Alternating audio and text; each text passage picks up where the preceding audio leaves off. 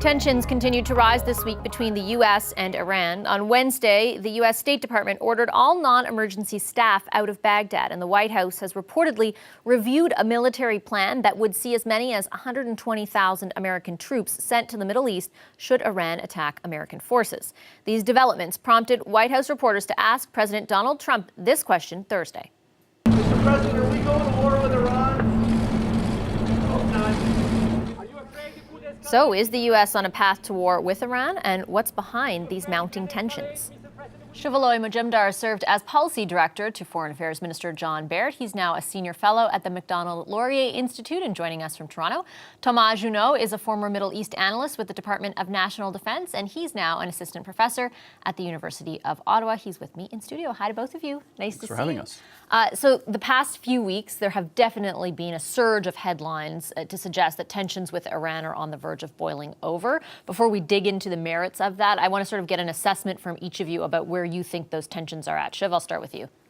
Well, you know, the last days has seen a particular escalation by asymmetric Iran actors that have been alleged to have bombed international tankers in the Straits of Hormuz. 4 have been hit in Emirati waters, and it has created a greater sense of urgency around whether or not the regime is interested in acting in the best interests of global stability or not.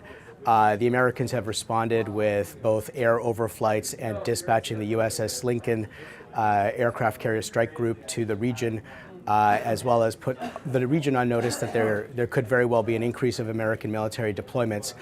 It's been very clear that although these attacks have been low grade, there does not seem to be a consensus around any party for an interest in escalation.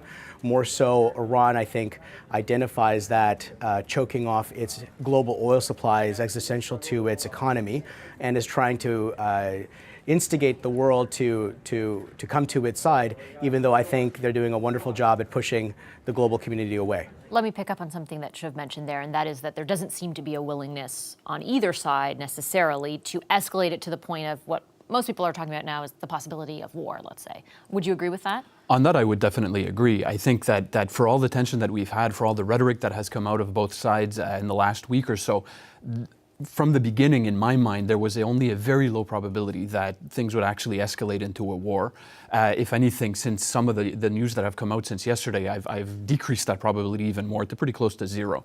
There was a bit of a risk that when the two sides play chicken like that, right, to bluff the other, there's a bit of a risk of an escalation. But as Shuv just mentioned, it was clear in my mind that both sides, on the American side, on the Iranian side, did not want that escalation. And what do you think Thomas is instigating it?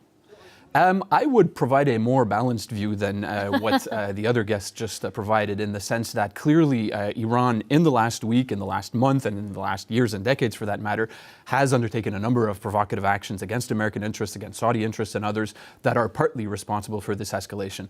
That being said, I find that is only one side of the story. The other side is the Trump administration, especially in the last year, since they withdrew from the nuclear deal with Iran, the JCPOA, since they have undertaken what they call the campaign of maximum pressure on Iran, since they have renewed a large number of sanctions that are significantly hurting Iran.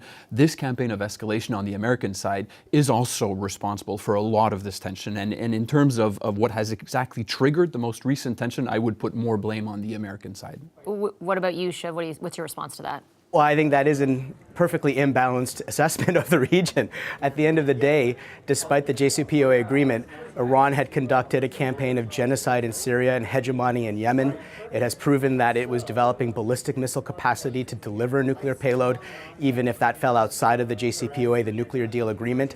The regime in Tehran has been increasingly escalatory on its human rights abuses against White Wednesday protesters on the streets of Tehran who demand that it end its foreign adventures and serve its people. At the end of the day, there's no equivalence between the United States and Iran when it comes to questioning the nature of the regime.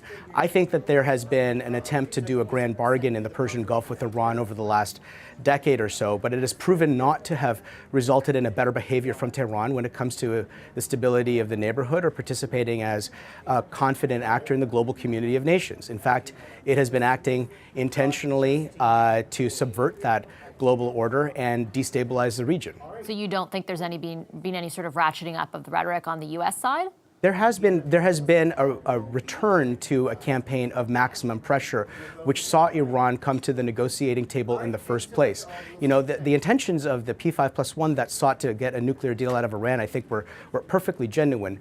However, there were very good reasons to be deeply suspicious of the nature of the regime and whether it was truly intending to rejoin the global community. If they wanted to end their state terror as statecraft, if they wanted to end their illegal and underground nuclear program, and if they wanted to treat their citizens better, they could just choose to do so right now. Okay, I feel like there's never going to be full agreement between the two of you on that. Let me ask you, though, Thomas, if tensions are not at the point where they're boiling over, is there something that could change that scenario? For now, I think that what we are likely, and it's obviously very difficult to predict anything with both the Iranian regime, which is itself pretty unpredictable, and the Trump administration equally unpredictable in its own way. I think that over the next few days and weeks, we're going to see a slow de-escalation of the tension that we saw this week. After that, I think that we will still see tension remaining at a fairly high level, not close to the boiling point, for the foreseeable future. One of the problems I have with the Trump maximum pressure strategy towards Iran that we've seen, especially in the last year, is that there's no clear off-ramp. The idea that we would sanction, I mean the community of nations, the West, the P5+1, the US, others, that we would sanction Iran, that we would pressure Iran with the objective of obtaining concessions, extracting concessions from Iran so that it would stop or reduce some of its activities. That, in theory, is a good idea. That's what the Obama administration did to achieve the nuclear deal in 2016. The problem is that the Trump administration has been completely unilateral in doing this. If anything worked under the Obama administration, it's because there was broad multilateral support, not only from European partners and allies, but also from Russia and China. Right now, the Trump administration is largely alone, with a couple exceptions, in pressuring Iran. The Trump administration has not shown that it is ready to invest the serious time and energy and the discipline to really get into negotiations with Iran. So at this point, I see tension muddling through with no clear resolution. Yeah, on that point, Shiv, do you see any future for those kinds of negotiations based on what Thomas is saying, his assessment of where the U.S. is? I guess there are a lot of analysts saying, you know, can there be some sort of diplomatic path forward? Should there be? What do you think? Well, I think the president has asserted that as plain as day, saying that he hopes to have a negotiation with the regime when it's determined to actually have a serious conversation about returning to the global community of nations. You know, the idea that the American administration has been unpredictable, I think, is not necessarily accurate. This administration is doing exactly what it said it would do, as are the Iranian regime acting exactly as those who had been suspicious about its intentions, acting exactly in accordance of what they said they would do.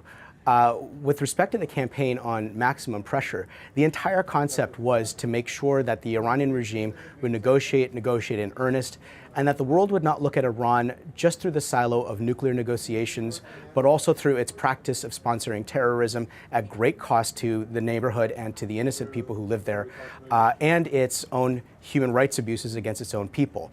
These three arteries that the world has been considering Iran through, the prism that the world has been considering Iran through, don't exist in isolation from one another. They come directly from the supreme leader, his inner clique, and the game of the shell game they've been playing with the global community about their intentions. Just a few final seconds, final word. The problem with that line of thinking is that the first step in doing exactly that was the nuclear deal of 2015-16. The hope of the Obama administration was to build on that deal to try to achieve further steps in terms of solving some of these tensions. The Trump administration has taken that multiple steps back by its actions. I think it'd be hard to say that the Obama administration has a legacy of success of any variety in the Middle East, including on Iran. Okay, well, on that positive note, we have to wrap things up. Thank you, both of you. Thanks to Shuvalo Majumdar and Thomas Junod. Thank you. Thank you. Hi, I'm Vassy Kapelos, host of Power in Politics. See more of our show by subscribing to the CBC News channel or click the link for another video. Thanks for watching.